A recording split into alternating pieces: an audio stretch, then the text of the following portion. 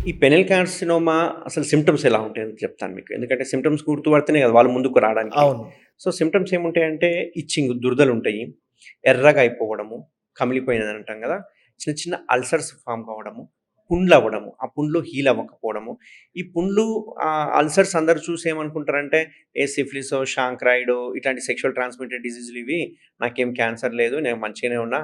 అంతా బానే ఉంది అని అనుకుంటారు. బట్ ఇది కూడా క్యాన్సర్ అయ్యే అవకాశాలుంటాయి. అండ్ వెరుకస్ అంటాం. మల్టిపుల్ గ్రోత్స్ ఉంటాయి అక్కడ. చిన్న చిన్న పులిపిరి లాంటి గ్రోతులుంటాయి. అట్లాంటిది ఒకటి కారణమవుతుంది. అండ్ అంతే కాకుండా చిన్న చిన్న కట్ అయిపోయి థిక్ అయిపోవడం చర్మం అనేది. చర్మం థిక్ అయిపోయి స్కారింగ్ అవ్వడం గాని, లేకపోతే చర్మం కలర్ మారిపోవడం. బొల్లి అంటాం కదా! ఆ! తెల్లగా అయిపోతుంది. దీన్నే మా భాషలో బీఎక్స్ఓ అంటాం. బెలనైటిస్ జీరోటిక్ ఆబ్లిటరెన్స్ అంటాం. ఇట్లా బీఎక్స్ఓగా మారిపోవడము. చర్మం నార్మల్‌గా ఉండకుండా టైట్ అయిపోయి కింద అతుక్కోవడం. అది కూడా ఒక టైప్ ఆఫ్ క్యాన్సర్‌కి దారితీస్తుంది. అండ్ క్యాన్సర్ యొక్క సింప్టమ్ అది.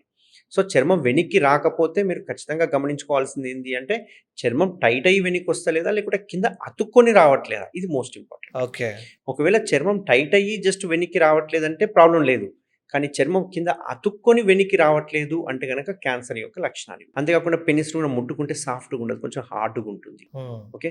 అంతేకాకుండా అక్కడ లింఫ్ నోడ్స్ డెవలప్ అయిపోవడము, అక్కడి నుంచి ఒక రకమైన స్మెల్ రావడం, రసి కారడము, అండ్ మూత్రం రికరెంట్‌గా ఇన్ఫెక్షన్ అవ్వడము,